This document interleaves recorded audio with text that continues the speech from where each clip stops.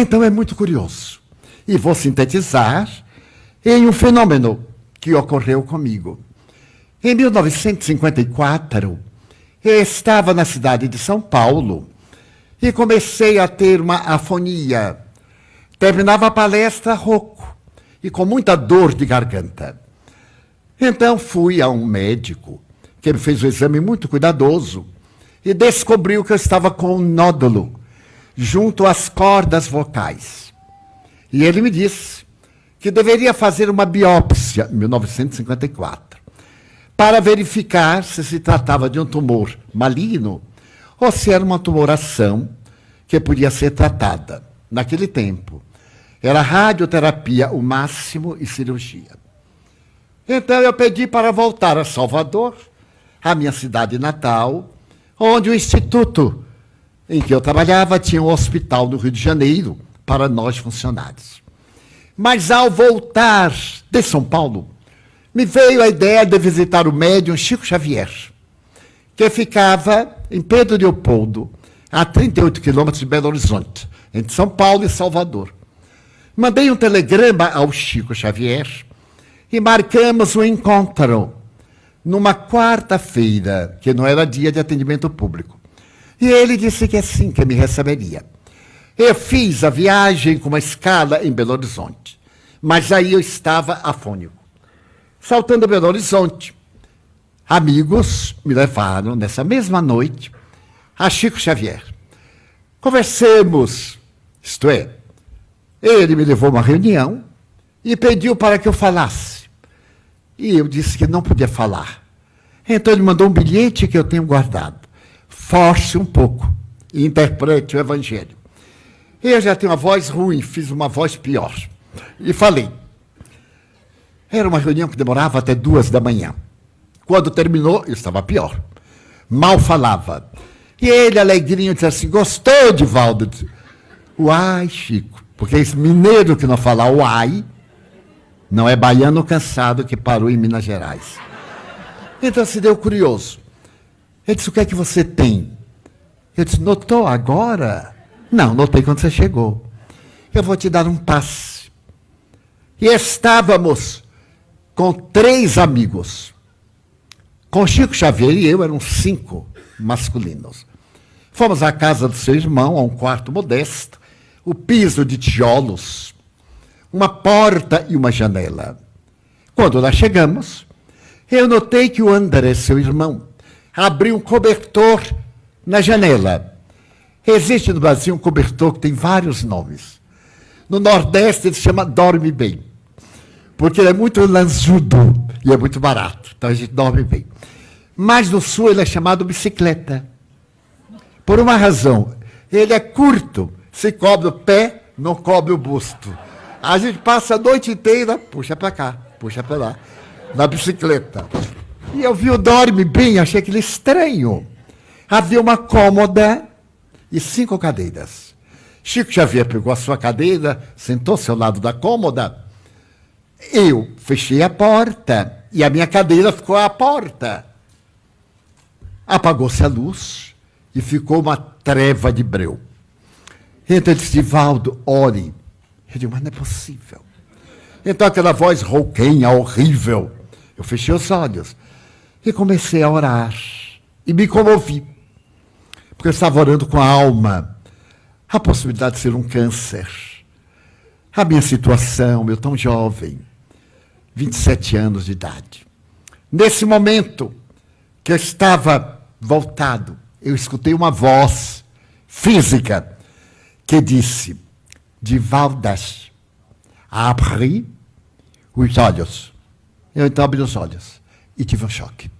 Porque estava diante de mim uma jovem, loura, entre 16 e 18 anos, o cabelo partido ao meio, enrolado para dentro, vestida de enfermeira à Primeira Guerra Mundial, sorrindo, linda, iluminada. Era como se dentro houvesse uma luz tanta que eu via o tijolo no chão. Eu nunca tinha visto materialização. Então eu olhei para ela e ela disse assim, Ir bi Schwester Sheila. Eu sou a irmã Sheila. Eu olhei e disse, Sheila, mas aquele horror de voz. E ela me disse assim, venho fazer uma terapia na sua garganta, porque nós vamos precisar muito de sua voz. Eu disse, meu Deus. Aí fiquei emocionado. Ela apareceu com algo que fazia lembrar uma caneta esferográfica. Porém, aqui havia uma lâmpada. Hoje já há, curioso, mas em 1954 não havia. Aquilo, ela disse assim, eu vou colocar e vou naturalmente atender esse tumorzinho que vai desaparecer. Você tem medo da dor, Divaldo? Ele disse assim, não, senhora. Nunca mais eu respondo isto. Ele disse, abra a boca, eu vou cauterizar. Eu não sabia exatamente o que era cauterizar. Aí abri. Ela introduziu, e aquilo era maleável que seguiu a língua. E aí eu ouvi fazer assim, tch, eu dei um grito. Aquilo me queimou até o perispírito. Eu dei um grito, uau! Ela tirou. Eu disse, Ave Maria. E ela disse, vai ter de novo. Eu digo, não, eu já estou bom. Aí eu digo, estou falando. Abra a boca, Divaldas. Novamente. E deu outra queimadinha. Eu dei outro berrozinho. E depois ela tirou e perguntou, como vai? Eu disse, eu estou bem. E comecei a chorar. Não sou de chorar muito, mas chorei. E eu disse assim, o que é que eu faço? Meu Deus, isto não está acontecendo. Porque nós queremos fatos. E depois dos fatos, queremos confirmação dos fatos. E depois, reconfirmação. Ele disse, quando eu sair daqui, eu vou dizer que foi um sonho. Mas eu estou falando. Mas eu estou vendo. Aí eu disse assim, Sheila, a alma humana é muito infeliz. Quando eu sair, eu vou dizer que tudo isso foi a minha imaginação. Você me daria algo para eu levar e ficar? Ela disse, pois não, Divaldas.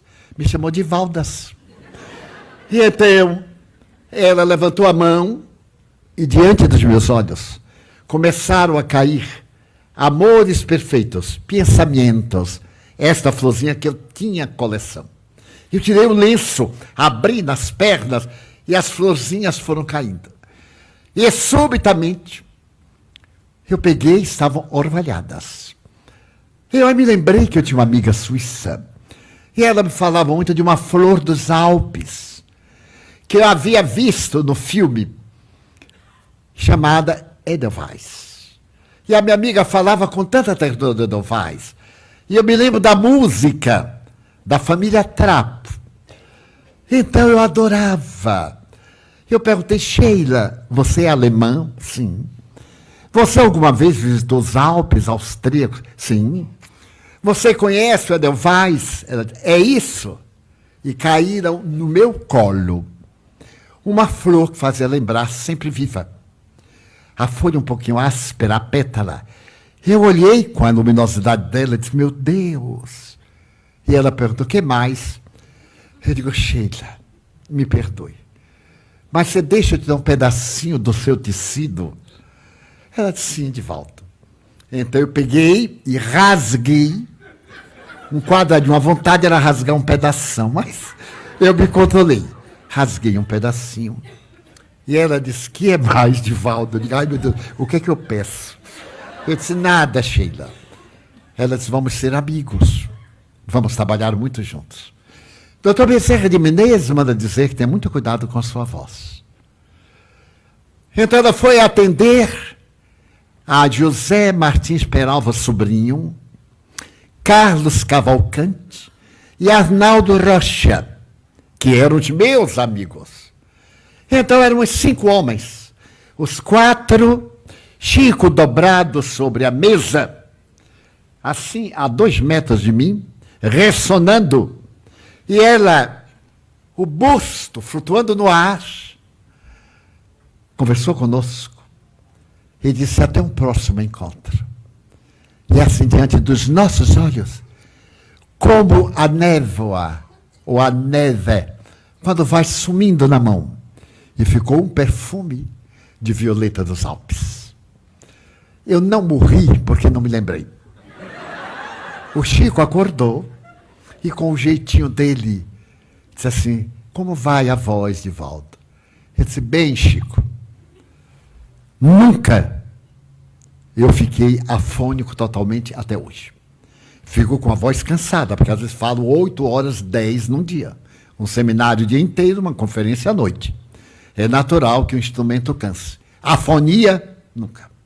Jamais cancelei uma conferência de 71 anos por afonia, por gripe, resfriado ou qualquer uma dificuldade. Porque quando a coisa vai apertando, eu digo: Sheila, olha lá. Então esse é um fato para o qual não há explicação, porque eu tenho, ainda hoje, o pedaço do tecido, o lenço manchado, os edelweiss, as violetas dos Alpes, e com carbono se pode medir o tempo que tem de vida. Está lá em nossa exposição para quem quiser ver. É um fato.